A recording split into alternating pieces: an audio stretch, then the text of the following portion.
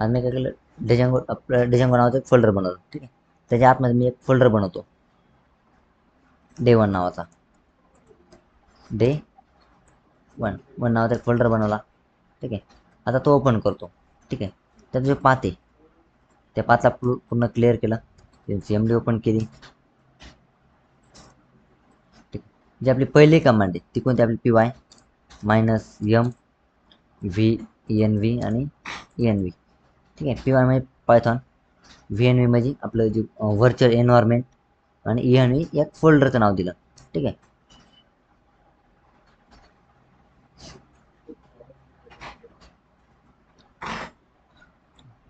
आलो इथं. तर आता हे काय झालं, माझा डे 1 आहे. ठीक आहे, डे 1च्या आत माझा एकूण फोल्डर नव्हता. आता एक ENV नावाचा एक फोल्डर आलेला आहे. ठीक आहे, त्याच्या आतमध्ये जर चेक केलं तर असे 3 फोल्डर सापडतात आणि फाईल सापडतात. एक इन्क्लूडमध्ये आज सध्या काहीच नाही. ठीक आहे, एक लॅब नावाचं एक फोल्डर सापडून त्याच्यामध्ये पॅकेजेस असायचं. ठीक आहे, PI पिन ते. ठीक आहे, आणि त्याच्या आतमध्ये भरपूर फोल्डर्स येतात. ठीक आहे, ठीक आहे, तिसरा फोल्डर आपला स्क्रिप्टचा. ठीक आहे, स्क्रिप्टच्या आतमध्ये असे फाईल्स येतात, पायथॉनचे काही पॅकेजेस येतात. ठीक आहे, ॲक्टिवेट डिॲक्टिवेट. ठीक आहे,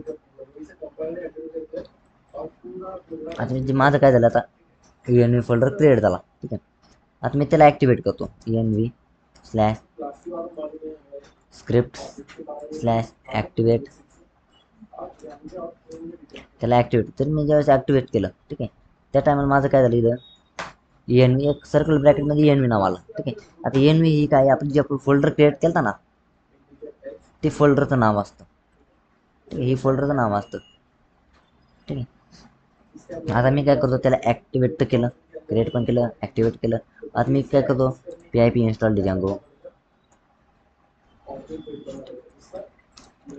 इन्स्टॉल करतो. ठीक आहे, ज्यावेळेस आपण डिजांगो इन्स्टॉल करतो त्या टायमाला आपलं नेट कनेक्टेड लागतं.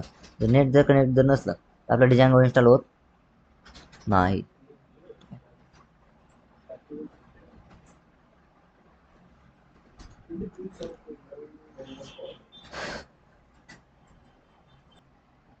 इन्स्टॉल झालेलं आहे, PIP इन्स्टॉल अपग्रेड PIP. ठीक आहे, मग काय झालं, आता डिजांगो इन्स्टॉल झालं. आज मी काय करतो, प्रोजेक्ट स्टार्ट करतो. ठीक आहे, त्याच्यासाठी कमांड आहे डिजांगो -admin start project. Start project, आता प्रोजेक्टला नाव देतो मी.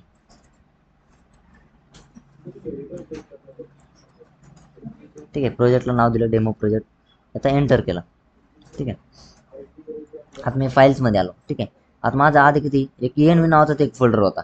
ठीक आहे, आता कोणता फोल्डर आला आहे माझ्याकडे, डेमो प्रोजेक्ट नावाचा एक अजून एक फोल्डर आलेला आहे. ठीक आहे, ते ओपन केलं, त्याच्या आतमध्ये मला अजून एक डेमो प्रोजेक्ट नावाचा एक फोल्डर भेटेल. त्याच्या आतमध्ये मला इंट सेटिंग्स आणि असे बरेच फाईल्स भेटतात. ठीक आहे, ठीक आहे, आता मी काय करतो, कोड स्पेस डॉट करतो, कोड स्पेस डॉट केलं. ठीक आहे, माझं काय झालं, VS कोड ओपन झाला आता. ठीक आहे, आता इथे एक फोल्डर आहे CD आणि डेमो प्रोजेक्ट आणि डेमो प्रोजेक्ट. मला वर्किंग कशाच्या आतमध्ये करायची, ह्याच्या आतमध्ये करायची. जर मला जर फोल्डरच्या आतमध्ये जर जायचं असलं, ठीक आहे, तर मी काय करतो, CD जे आपलं फोल्डरचं नाव आहे डेमो प्रोजेक्ट ते टाकलं. सेटिंग काय करतो, त्या फोल्डरमध्ये एंट्री भेटते मला. ठीक आहे, आता इथं कोड कुठं केलेला मी, CMD कोड टाईप केलेली मी डे 1च्या पुढं केलेली. ठीक आहे, आज मी याला एंटर करतो. आता मी टाईप कुठं करतोय, डे 1च्या पुढं एक फोल्डरच्या आतमध्ये आलो मी आता. ठीक आहे, डेमो प्रोजेक्टच्या आतमध्ये आलो. ठीक आहे, आता इथे एक कमांड टाकतो जी आपल्या रनची, PY मॅनेज .py रन सर्व. ठीक आहे, आलं. इथे माझी लिंक आलेली. ठीक आहे, सर्व्हरची जी लिंक. ठीक आहे, ती ओपन करतो मी. ठीक आहे, केली, ओपन केली. माझं काय आलं, द इन्स्टॉल वर्क सक्सेसफुली आणि कॉंग्रॅच्युलेशन, माझं डिजांगोचं स्टार्ट झालं. ठीक आहे, आता मी काय करतो, तर मला आता इथं काय 127.0.0.0 हे आपला लोकल होस्ट आहे. ठीक आहे, आणि 8000 हा काय लोकल होस्टचा नंबर आहे. मी जर लोकल होस्ट जर नंबर जर टाकला, लोकल होस्ट 8000 तरी मला सेम आउटपुट भेटतंय. ठीक आहे. आता दोघेच बघा, इथं काय आपलं जी लिंक आहे, ठीक आहे, ती काय लोकल होस्ट 8000, इथं काय 127.0.0.1 आणि नंतर 8880. ठीक आहे, तर 8 आणि 000. ठीक आहे. आता ठीक आहे, CMD मध्ये आलो. ठीक आहे. आता ह्याच्यात असते एक सेटिंग फाईल्स येतं, URL फाईल्स येतात. आपल्याला मेन पण त्याचा सेटिंग आहे, URLचे, आणि एक ह्याच्यात अजून फाईल्स नाहीत. ठीक आहे. आता मी काय सेटिंग मध्ये आलो. ठीक आहे. आता सेटिंग मध्ये मला आता काहीच काम नाही. ठीक आहे, जस्ट इंट्रोडक्शन तुझं सेटिंग बद्दल. ठीक आहे. इथे जे आपण इन्स्टॉल करतो ना ॲप, ठीक आहे, इन्स्टॉल आहे, इथं आपल्याला काय करायचं, ती ॲप आपल्याला ॲप रजिस्टर करावं लागतं इथं. ठीक आहे. इथं आपल्याला काय करावं होतं, ॲप रजिस्टर करावं लागतं, जे आपलं इन्स्टॉल करतो ना ॲप. ठीक आहे. परत आपल्याला असं टेम्पलेट फोल्डर आहे, फोल्डर एक लागतो. आता टेम्पलेट फोल्डर कशासाठी यूज होतो, टेम्पलेट फोल्डरमध्ये आपल्या पूर्ण HTMLच्या फाईल्स असतात. ठीक आहे. टेम्पलेट फोल्डरमध्ये काय असतं, आपल्या पूर्ण HTMLच्या फाईल्स असतात. ठीक आहे.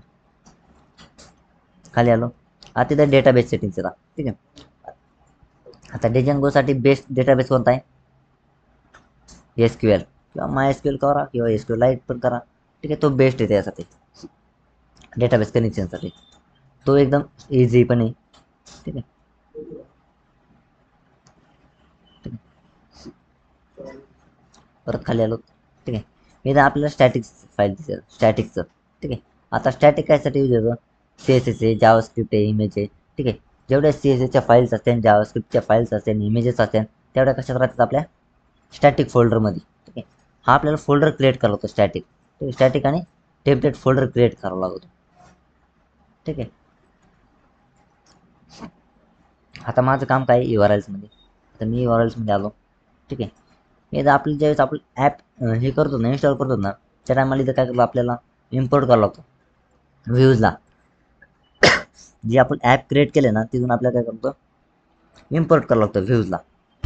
पण आता आपण काय केलेलं, इम्पोर्ट नाही केलेलं. ठीक आहे. त्यामुळे आपल्याला गरज पडणार आहे का आता व्ह्यूची, नाही. ठीक आहे.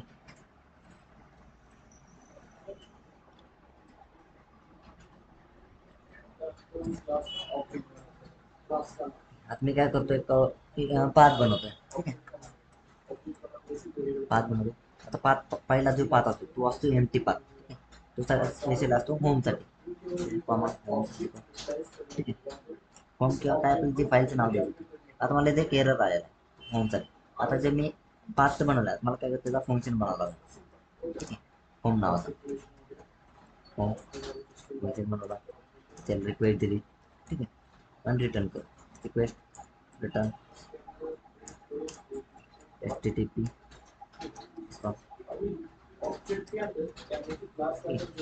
रिस्पॉन्स मध्ये देतो, welcome to home page, welcome to home page. ठीक आहे. हा तिथं मला एक वॉर्निंग आलेली. ठीक आहे. मला काय करावं, त्याला from django.http import http response. ठीक आहे. मी क्विक फिक्स थ्रू पण करू शकतो, त्याला क्विक फिक्सवर आलो. ठीक आहे. काय केलं, add from django.http import http response, HTTP response import केला. ठीक आहे.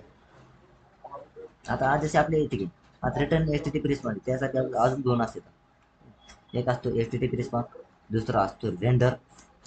ठीक आहे. आता जी रिस्पॉन्स आहे ती कायसाठी, आपल्याला फक्त रिस्पॉन्स देण्याचं काम करतात. जी पण याच्यामध्ये टेक्स्ट राहील, HTTP रिस्पॉन्समध्ये, तिथं काय करणार, प्रिंट करून देणार. दुसरा असतो रेंडर. रेंडर कायसाठी यूज होतो, फक्त HTMLच्या फाईलसाठी. ठीक आहे. मी यूज करतो HTTP रिस्पॉन्स रेंडर. ठीक आहे. रेंडर जर यूज केलं, ठीक आहे, तर मला काय करावं, रिक्वेस्ट द्यावं लागणार आधी, रिक्वेस्ट कॉमा, आणि ते जे असते ते home.html. तिथं मला काय करावं, पुन्हा HTMLचा पाथ द्यावा लागणार, HTML हे कर, रेंडर कर. ठीक आहे. पण मला याची काही गरज नाही. तिसरा असतो रिडायरेक्ट. ठीक आहे. आता रिडायरेक्ट काय करतो, समजा मी फॉर्म जर सेव्ह केला, ठीक आहे, फॉर्म सेव्ह केला तो मला रिडायरेक्ट करून देतो. जसं सेव्हवर क्लिक केलं, ठीक आहे. मग मला काय करणार, तो त्या फॉर्मवर मी हे केलं, फॉर्म सेव्ह केला, तिथं तो रिडायरेक्ट मला करून देणार. किंवा जर मला पण दुसऱ्या पेजवर रिडायरेक्ट पाहिजे असेल, ठीक आहे, मला तो तिथं पण रिडायरेक्ट करून देऊ शकतो. आता मी दिला HTTP रिस्पॉन्स, ठीक आहे. आलो ब्राउझरला, इथं आता ब्राउझरला मी रिफ्रेश केलं, माझं काय आलं आउटपुटमध्ये, welcome to home page, pages घेतो. आता होम घेतलं, ठीक आहे. आता होम काय आपलं डिफॉल्ट असतं, त्यामुळे मला इथं पाथमध्ये इथं द्यायची गरज पडत नाही. ठीक आहे, मी सेकंड पाथ क्रिएट करतो, ठीक आहे. पाथ मी देतो अबाउट स्लॅश, ठीक आहे, कॉमा अबाउट, ठीक आहे. पण लास्टला एक कॉमा, तर कॉमा जर नाही दिला तर मला तो काय करतो, एरर दाखवते, एरर दाखवते, वर एक एरर आहे, ठीक आहे. आपल्याला लास्टला कॉमा देणं कंपल्सरी. आता मला इथं परत येणे एक अबाउटला वॉर्निंग दिली, क्विक थ्रू पण हे करू शकतो, पण इथं काय चेंज स्पेलिंग टू अबाउट, तुम्हाला त्याची गरज आहे का? सर स्क्रीन रेकॉर्डिंग चालू आहे ना? हो, चालू चालू. आता तिथं काय मला अबाउट आहे, ठीक. मला ते सेम जर आपण होमचा फंक्शन बनवला होता, ठीक आहे, तसं कोणाला बनायचं, अबाउटचा बनायचं, ठीक आहे. रिक्वेस्ट दिली, ठीक आहे, त्याला रिटर्न करतो, रिटर्न HTTP रिस्पॉन्स मध्ये देतो, वेलकम टू अबाउट पेज,